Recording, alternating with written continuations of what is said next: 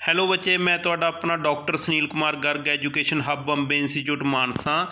ਬੱਚੇ ਅੱਜ ਅਸੀਂ ਬਹੁਤ ਜ਼ਿਆਦਾ important topic India Russia relation ਦੇ ਬਾਰੇ ਪੜ੍ਹਾਂਗੇ। ਇਹ ਟੌਪਿਕ ਬੇਟਾ ਤੁਹਾਨੂੰ PCS 2024-25 ਦਾ ਜੋ ਪੇਪਰ ਹੋਏਗਾ ਉਹਦੇ ਵਿੱਚ ਇੰਪੋਰਟੈਂਟ ਹੋਣ ਵਾਲਾ ਹੈਗਾ। ਬੇਟਾ ਆਪਣੇ ਕੋਲ ਇੰਟਰਨੈਸ਼ਨਲ ਰਿਲੇਸ਼ਨ ਵਾਲਾ ਟੌਪਿਕ ਜਿਹੜਾ ਤੁਹਾਨੂੰ GS ਪੇਪਰ 2 ਬੇਟਾ ਜਿਹੜਾ ਮੇਨ ਦਾ ਪੇਪਰ ਹੋਊਗਾ GS ਜਨਰਲ ਸਟੱਡੀਜ਼ ਪੇਪਰ 2, ਉਹਦੇ ਵਿੱਚ ਆਪਣੇ ਕੋਲ ਦੇਖੋ ਇੰਡੀਅਨ ਕੌਨਸਟੀਟਿਊਸ਼ਨ ਵਾਲਾ ਟੌਪਿਕ ਹੋਏਗਾ ਐਂਡ ਪੋਲੀਟਿਕਸ ਸੈਕਸ਼ਨ 1 ਦੇ ਵਿੱਚ ਆਏਗਾ, ਗਵਰਨੈਂਸ ਸੈਕਸ਼ਨ 2 ਦੇ ਵਿੱਚ ਆਏਗਾ ਅਤੇ ਸੈਕਸ਼ਨ 3 ਦੇ ਵਿੱਚ ਆਪਣੇ ਕੋਲ ਇੰਟਰਨੈਸ਼ਨਲ ਰਿਲੇਸ਼ਨ 'ਚ ਪੁੱਛੇ ਜਾਣਗੇ। ਜਿਹਦੇ ਵਿੱਚ ਬੇਟਾ ਅੱਜ ਮੈਂ ਤੁਹਾਨੂੰ ਟੌਪਿਕ ਕਰਵਾਵਾਂਗਾ ਇੰਡੀਆ ਰਸ਼ੀਆ ਰਿਲੇਸ਼ਨ ਦੇ ਬਾਰੇ। ਤੁਹਾਨੂੰ ਬੇਟਾ ਸਾਰੇ ਜਿਹੜਾ ਇੰਡੀਆ ਦੇ ਰਸ਼ੀਆ ਨਾਲ ਕਿਹੜੇ ਕਿਹੜੇ ਰਿਲੇਸ਼ਨ ਹੈ ਬੇਟਾ ਉਹਨਾਂ ਨੂੰ ਕਾਪੀ ਤੇ ਪੈਨ ਲੈ ਕੇ ਜ਼ਰੂਰ ਕੋਲੇ ਬੈਠਣਾ ਅਤੇ ਹਰੇਕ ਪੁਆਇੰਟ ਨੂੰ ਚੰਗੀ ਤਰ੍ਹਾਂ ਨੋਟ ਕਰਨਾ ਹੈਗਾ।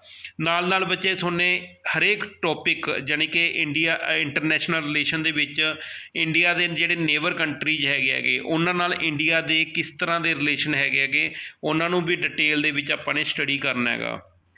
ਅਤੇ ਬੱਚੇ ਆਪਣੇ ਕੋਲ ਜੇਕਰ ਕੋਈ ਬੱਚਾ PCS 2024-25 ਦੇ ਲਈ ਮੇਰੇ education hub Bombay institute Mansa ਨਾਲ ਜੁੜਨਾ ਚਾਹੁੰਦਾ ਹੈਗਾ ਤਾਂ ਉਹ ਬੱਚਾ ਬੇਟਾ WhatsApp ਨੰਬਰ 9463079680 ਤੇ ਬੇਟਾ ਹੈਲੋ ਲਿਖ ਕੇ PCS 2024-25 ਲਿਖ ਕੇ ਬੇਟਾ WhatsApp ਮੈਸੇਜ ਕਰ ਸਕਦਾ ਹੈ। ਉਹਨੂੰ ਮੈਂ ਆਪਣੇ PCS 2024-25 ਵਾਲੇ ਬੈਚ ਦੇ ਵਿੱਚ ਬੇਟਾ ਗਰੁੱਪ ਦੇ ਵਿੱਚ ਐਡ ਕਰ ਲਵਾਂਗਾ।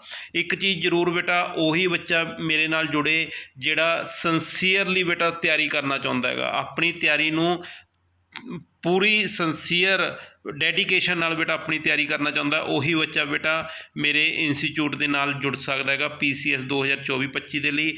ਫਾਲਤੂ ਬੇਟਾ ਮੇਰੇ ਕੋਲ ਮੈਸੇਜ ਨਾ ਕਰਿਓ, ਜਿਹੜਾ ਬੱਚਾ ਟਾਈਮ ਪਾਸ ਕਰ ਰਿਹਾ ਹੈਗਾ ਉਹ ਬੱਚਾ ਮੈਨੂੰ ਮੈਸੇਜ ਨਾ ਕਰਿਓ PCS 2024-25 ਦੇ ਲਈ। ਬੇਟਾ ਸਿਰਫ ਉਹੀ ਬੱਚਾ ਜੁੜੇ ਜਿਹੜਾ ਤਿਆਰੀ ਕਰਨਾ ਚਾਹੁੰਦਾ ਹੈਗਾ, ਠੀਕ ਹੈ। ਇਸ ਕਰਕੇ ਅਤੇ ਬਾਕੀ ਬੱਚੇ ਜੋ ਬੱਚਾ ਔਨਲਾਈਨ ਕੋਚਿੰਗ ਲੈਣਾ ਚਾਹੁੰਦਾ PCS 2024-25 ਦੇ ਲਈ ਬੇਟਾ ਉਹਦੇ ਲਈ ਮੇਰੀ ਫੀਸ ਹੈ ਜਿਹੜੀ ਸਿਰਫ 2000 ਰੁਪਇਆ ਰੱਖੀ ਹੋਈ ਹੈਗੀ। 2000 ਰੁਪਏ ਦੇ ਵਿੱਚ ਤੁਸੀਂ PCS 2024-25 ਦੇ ਲਈ ਬੇਟਾ ਪ੍ਰਪੇਅਰ ਕਰ ਸਕਦੇ ਹੋਗੇ। ਜੋ ਬੱਚਾ ਇੰਨੀ ਪੇਮੈਂਟ ਕਰਕੇ ਆਪਣਾ ਬੈਚ ਵੀ ਔਨਲਾਈਨ ਬੇਟਾ ਲੈ ਸਕਦਾ ਹੈਗਾ ਅਤੇ ਕਲਾਸ 1 ਘੰਟੇ ਦੀ ਹਰ ਰੋਜ਼ ਲੱਗੇਗੀ ਅਤੇ ਜਦੋਂ ਬੇਟਾ ਪੇਪਰ ਨੀਅਰ ਆ ਗਿਆ ਤੁਹਾਡੀ ਕਲਾਸ 2 ਤੋਂ 3 ਘੰਟੇ 4 ਘੰਟੇ ਵੀ ਲੱਗ ਸਕਦੀ ਹੈ। ਅਤੇ ਪਰ ਹੁਣ ਫਿਲਹਾਲ ਦੀ ਘੜੀ ਡੇਲੀ ਬੇਟਾ ਤੁਹਾਡੀ 1 ਘੰਟੇ ਦੀ ਕਲਾਸ ਲੱਗੇਗੀ ਸਿਰਫ 2000 ਰੁਪਏ ਦੇ ਵਿੱਚ। ਉਹਦੇ ਵਿੱਚ ਤੁਹਾਨੂੰ ਸਾਰਾ ਪ੍ਰੀਲਿਮਿਨਰੀ ਦਾ ਸਿਲੇਬਸ ਅਤੇ ਮੇਨ ਦਾ ਸਿਲੇਬਸ ਅਤੇ ਇੰਟਰਵਿਊ ਤੱਕ ਤੁਹਾਨੂੰ ਪ੍ਰਪੇਅਰ ਕਰਵਾਇਆ ਜਾਊਗਾ। ਅਤੇ ਬਾਕੀ ਬੇਟਾ ਜਿਹੜਾ ਪ੍ਰੀਲਿਮਿਨਰੀ ਦੇ ਸਿਲੇਬਸ ਦੇ ਵਿੱਚ ਵੀ ਇੰਟਰਨੈਸ਼ਨਲ ਰਿਲੇਸ਼ਨਜ਼ ਇੰਪੋਰਟੈਂਟ ਟੌਪਿਕ ਹੈਗਾ, ਉਹਦੇ ਵਿੱਚ ਤੁਸੀਂ ਜ਼ਰੂਰ ਹਰੇਕ ਟੌਪਿਕ ਨੂੰ ਧਿਆਨ ਨਾਲ ਦੇਖਣਾ ਅਤੇ ਬੇਟਾ ਤੁਸੀਂ ਕਾਪੀ ਪੈਨ ਕੋਲੇ ਲੈ ਕੇ ਬੈਠੋ ਅਤੇ ਟੌਪਿਕ ਨੂੰ ਇੰਡੀਆ ਰਸ਼ੀਆ ਬਾਇਲੇਟਰਲ ਮੀਟਿੰਗ ਹੋਈ ਹੈਗੀ ਅਤੇ ਉਹਦੇ ਬਾਰੇ ਤੁਹਾਨੂੰ ਸਾਰੀ ਦੀ ਸਾਰੀ ਡਿਟੇਲ ਤੁਹਾਨੂੰ ਜਿਹੜੀ ਹੈਗੀ ਅੱਗੇ ਅਸੀਂ ਦੇ ਰਹੇ ਹਾਂ। ਕਾਪੀ ਪੈਨ ਲੈ ਕੇ ਆਪਣੀ ਨੋਟਬੁੱਕ 'ਤੇ ਲਿਖੋ। ਇੱਕ ਚੀਜ਼ ਹੋਰ ਬੇਟਾ, ਜੇਕਰ ਤੁਸੀਂ ਚੈਨਲ ਨੂੰ ਹਾਲੇ ਤੱਕ ਸਬਸਕ੍ਰਾਈਬ ਨਹੀਂ ਕੀਤਾ ਸਬਸਕ੍ਰਾਈਬ ਕਰ ਲਓ, ਬੈਲ ਆਈਕਨ ਬਟਨ ਦਬਾ ਲਓ। ਨਾਲ ਜੋ ਬੱਚੇ ਬੇਟਾ ਗ੍ਰੈਜੂਏਟਡ ਨੇ PCS ਦੇ ਲਈ ਪ੍ਰਪੇਅਰ ਕਰਨਾ ਚਾਹੁੰਦੇ ਨੇ ਉਹ ਬੱਚਿਆਂ ਨੂੰ ਇਹ ਵੀਡੀਓ ਜ਼ਰੂਰ ਸ਼ੇਅਰ ਕਰ ਦਿਓ। ਅਤੇ ਬੇਟਾ ਜਿਹੜਾ ਟੌਪਿਕ ਹੈ ਇਹਦੇ ਬਾਰੇ डिटेल ਦੇ ਵਿੱਚ सुन। इस न्यूज़ आर्टिकल से कई गुना ज़्यादा इम्पॉर्टेंट है एग्जामिनेशन के पॉइंट ऑफ व्यू से आपका भारत और रशिया का रिलेशन। इसके बारे में आपको बेसिक चीज़ें पता होनी चाहिए। देखिए, क्योंकि बार बार अखबारों में आर्टिकल पब्लिश हो रहे हैं। अभी कुछ महीनों पहले की बात है, इंडिया रशिया ने कुछ जो एग्रीमेंट्स है वो साइन किए थे। कुदानकुलम न्यूक्लियर पावर प्लांट को लेकर जो भारत में बन रहा है ये भी रशिया की सपोर्ट से बन रहा है। तो आज के समय पर भारत और रशिया के संबंधों को अगर हम देखते हैं तो ज़रा पहले आपको इनका इतिहास समझना ज़रूरी है। जो कोल्ड वॉर का समय चल रहा था उस दौरान भारत और सोवियत यूनियन के बहुत ही ज़्यादा स्ट्रॉन्ग रिलेशंस थे, है ना। उसके अलावा मिलिट्री कोऑपरेशन, डिप्लोमेटिक रिलेशनशिप बनी, क्योंकि ये जो आज रशिया आप देख पा रहे हैं ये पहले USSR हुआ करता था, यानी सोवियत यूनियन हुआ करता था। लेकिन 1991 में दोस्तों यहाँ पर ये सोवियत यूनियन टूट जाता है। टूटने के बाद में यहाँ पर ये अलग अलग कई सारे देशों में बंटता है, जिसमें से रशिया सबसे बड़ा देश बनकर निकल कर आया। तो सोवियत यूनियन टूटने के बावजूद भी रशिया ने भारत के साथ में एक इम्पॉर्टेंट रिलेशंस को मेंटेन करके रखा।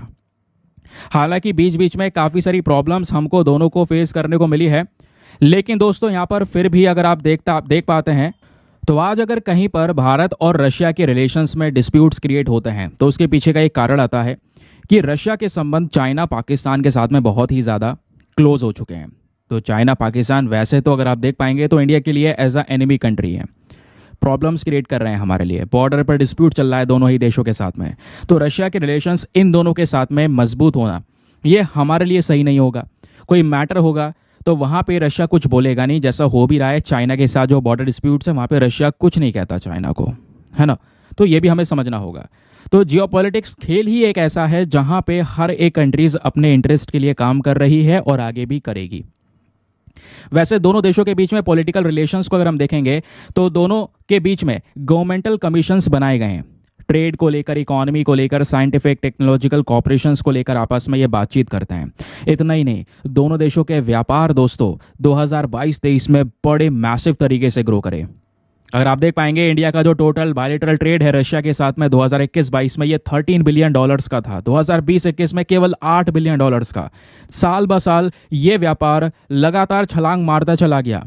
कई सारी बड़ी बड़ी कंट्रीज के साथ में जो व्यापार कर रहा था भारत, उन सबको पीछे छोड़ दिया, रशिया के साथ में व्यापार हुआ। रीजन, रशिया ने डिस्काउंट में हमको कच्चा तेल प्रोवाइड करवाया और हमारी ज़रूरत थी डिस्काउंट में कच्चा तेल खरीदना, हमने खरीदा भी बहुत सारा, ये क्रूड ऑयल। अब इतना ही नहीं, दोनों देशों के डिफेंस रिलेशंस को अगर हम देखेंगे तो दोनों देशों के जो भी यहाँ पर आर्मी है, नेवी है, एयरफोर्स, इनके बीच में एक एक्सरसाइज होता है जिसको बोलते हैं ट्राई सर्विस एक्सरसाइज, नाम है उसका इंद्र। इतना ही नहीं, भारत और रशिया के बीच में कुछ जॉइंट मिलिट्री प्रोग्राम्स में हैं जहां पे ये दोनों मिलकर कुछ चीज़ों को बना रहे हैं, जैसे ब्रह्मोस मिसाइल्स जिसको रशिया और भारत ने मिलकर डेवलप किया है, 5th generation fighter jet programme हो गया, सुखोई Su-30 MKI प्रोग्राम हो गया। ये कुछ इंपॉर्टेंट प्रोग्राम्स आपको देखने को मिलेंगे बिटवीन इंडिया एंड रशिया। जो मिलिट्री हार्डवेयर परचेज है ये आपको देखने को मिलेगा। भारत बहुत सारी चीज़ें रशिया से परचेज करता है, इवन आज हमारी आर्म्ड फोर्सेस मैक्सिमम चीज़ें वो यूज़ कर रही हैं जो हमने रशिया से इतिहास में परचेज कर रखी हैं। उसमें चाहे S-400 हो जाए, कमोव के AW260 हेलीकॉप्टर्स हो, T-90S भीष्म हो, INS Vikramaditya aircraft carrier programs हो, सब में रशिया का बड़ा सपोर्ट रहा है इंडिया के प्रति।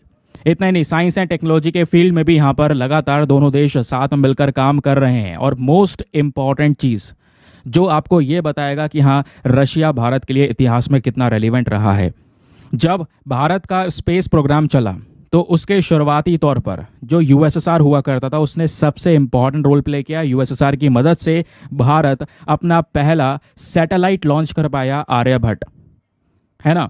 ये 1984 की बात है दोस्तों। तो भारत का पहला सैटेलाइट जो लॉन्च हो पाया वो USSR की मदद से हो पाया।